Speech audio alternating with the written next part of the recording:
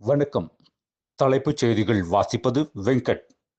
Woman பவரால் திமுக மீண்டும் பவருக்கு வரப்போவது உறுதியாக இருக்கிறது. பல்லடத்தில் நடைபெற்ற திமுக மகளிரணி மாநாட்டில் மு.க.ஸ்டாலின் பேச்சு.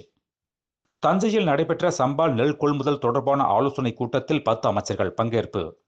அன்புமணி என்னை மார்பிலும் முதுகிலும் ஈட்டியால் குத்துகிறார், கண்ணீர் விட்டு அழுதார் ராமதாஸ்.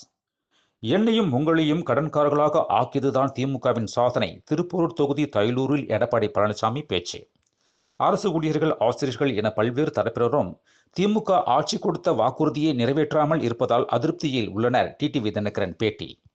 மக்களுக்கு தரமான மருத்துவ சிகிச்சை குறைந்த செலவில் கிடைக்கும் வகையில் இந்திய மருத்துவ சங்கத்தின் பணிகள் இருக்க வேண்டும். இந்திய மருத்துவ சங்கத்தின் அகில இந்திய மருத்துவ மாநாட்டில் அமித்ஷா பேச்சு. தேசிய ஜனநாயக கூட்டணிக்கு தேமுதிக, தவிக கட்சிகள் வர வேண்டும்.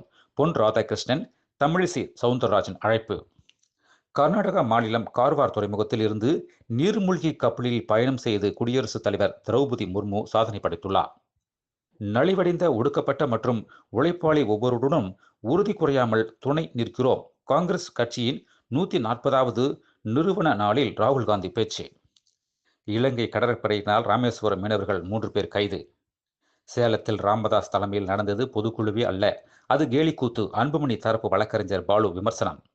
ஆந்திராவில் பயணிகள் எக்ஸ்பிரஸ் ரயிலில் தீ விபத்து, 2 ரயில் பெட்டிகள் எரிந்து சேதம். மேலும் விரிவான செய்திகளுக்கு அரசியல் ராஜ்யம் மின் இதழை படியுங்கள். நன்றி, வணக்கம்.